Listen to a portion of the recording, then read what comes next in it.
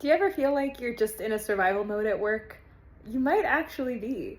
My name is Tiana Tavical and I'm a licensed marriage and family therapist, and I'm a trauma specialist that used to work in corporate and now works as a therapist. So I see how trauma shows up at work in ways that I never really noticed when I was in the office, but I now see it in my clients. And we come up with a lot of different ways on how to work with that. So today is a part two to a video I did about this before, and today we're going to cover fight, flight, and freeze, and how those three survival responses will show up in the workplace. So for fight, that's a response where we learn to get really angry and really big, and maybe we yell, maybe we hit, and that's how we learned to keep ourselves safe.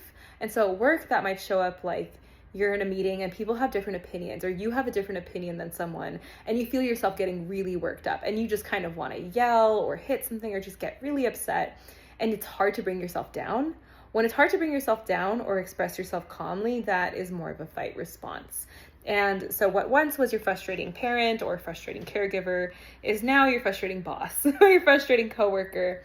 And you learned that if you don't get big, no one's going to listen. So that's why it shows up. And so for flight, that's going to show up through to describe it, I guess like flight is something that means you run away.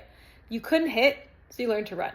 And so at work, that might mean if you need to have a confrontation with somebody or tell them something upset you and you're like, oh no, I don't really want to do I don't need to talk to this person. So you're evading confrontation, not really wanting to be in uncomfortable situations. It could mean things like you're procrastinating, like you're evading really difficult tasks because you just don't feel safe doing that and worry about things like disappointing people or making people feel bad. This could be fun as well, where you're people pleasing and you feel like you need to keep the peace, but it also can mean you're running away from the situation.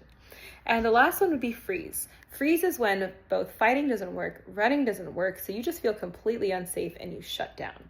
This can happen if you're having, for example, a feedback session from your boss and you're just sitting there and you don't know what to say and you don't know what to do. You can't leave the office. You can't tell them you hate their opinion.